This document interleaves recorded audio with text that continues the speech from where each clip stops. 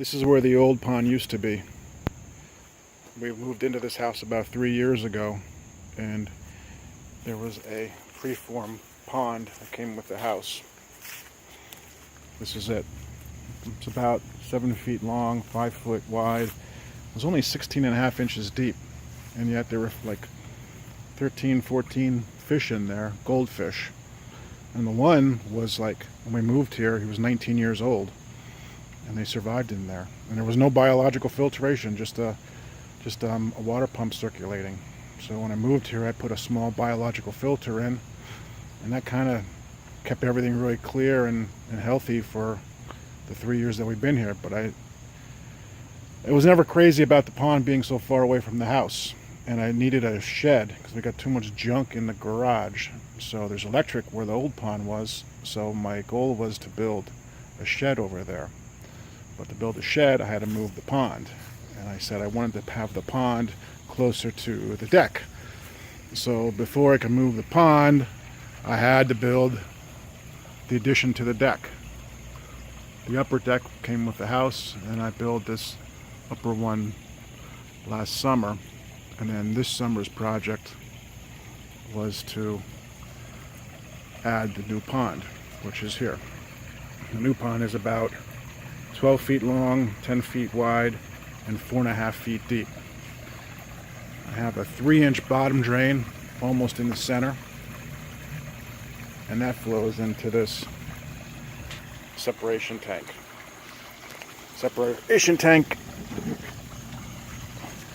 is basically from the Koi Fin website built by Kent Wallace. It seems to work really great. I just cleaned it today. There were a lot of leaves and dirt in there.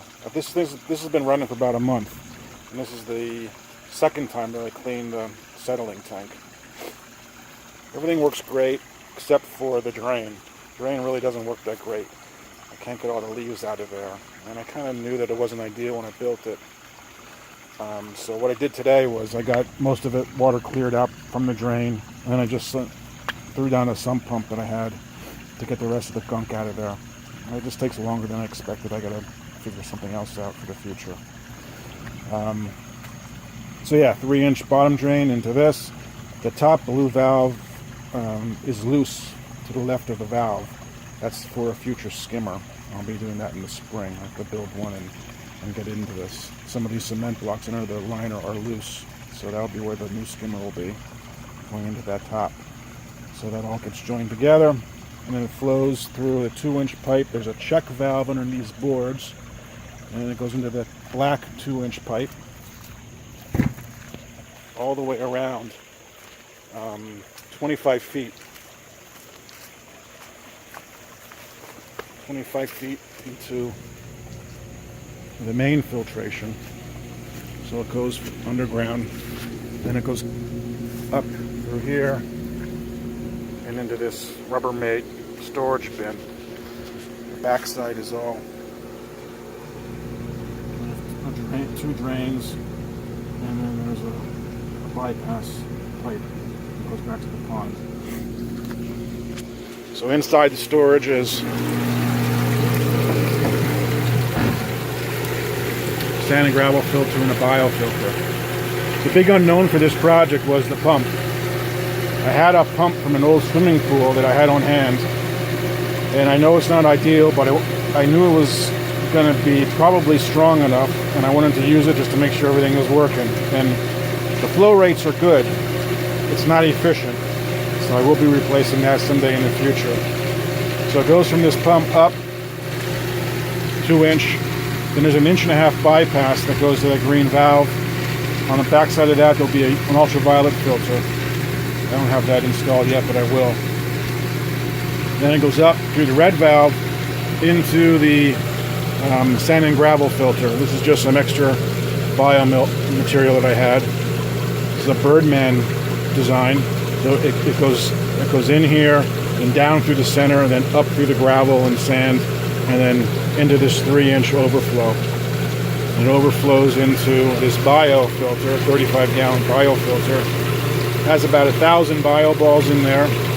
It's a dry trickle, about half, maybe 2/3 of the way down is a dry trickle, and then the rest of it on the bottom is submerged. And then the water comes up halfway through the center, halfway up this middle pipe, and then out.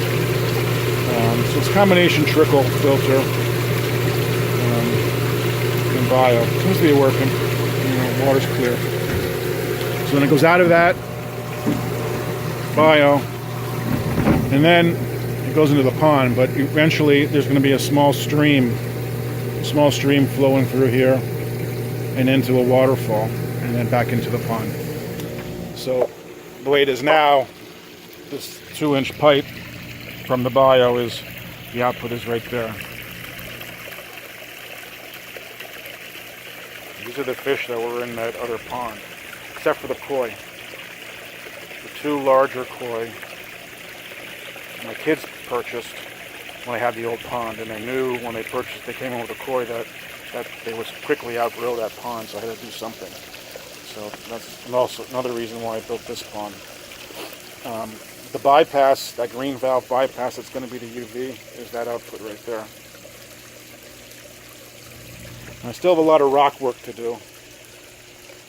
I have some Pennsylvania bluestone that's going to go around the perimeter to hide the liner. And then I still have some more rocks to add to the shelves. I know most people don't like to put rocks in a koi pond, but it was sort of a compromise. I just left it on the shelves along with some plants. The plants are all from the old pond. The water is crystal clear, so I have no complaints about the water. The filtration is working great. The fish seem really happy. Way happier than they were in the older pond.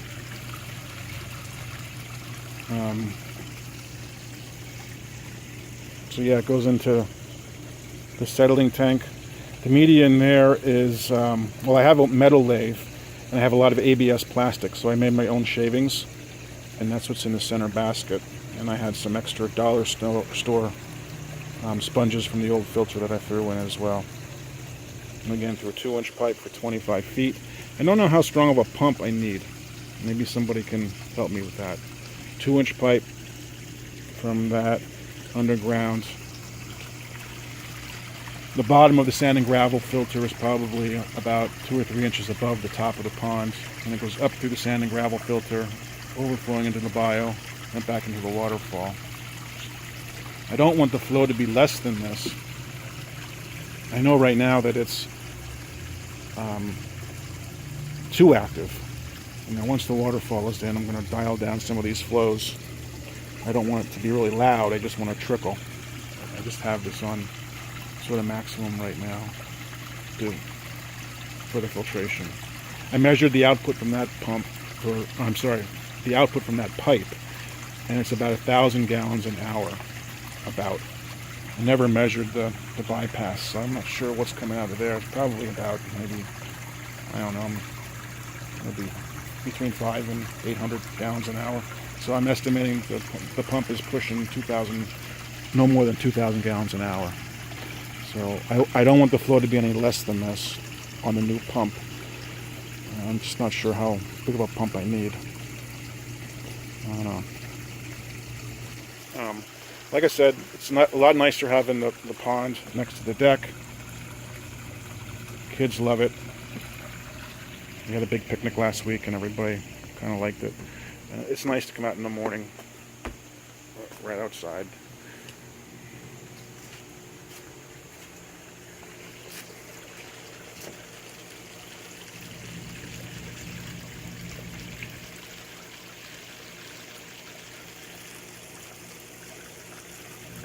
The dirt that's on the outside of the pond used to be on the inside of the pond. And I will be putting a stone retaining wall on the outside of the dirt pile. And then have some mulch and plantings on the ground. So it should look pretty nice when it's done. And then hopefully next year I can build my deck. Not my deck, my shed. So, thanks to everybody on KoiFin for all the information and inspiration. They've been a great help. It's a great resource. If anybody has any questions or comments, shoot me a message. Thanks.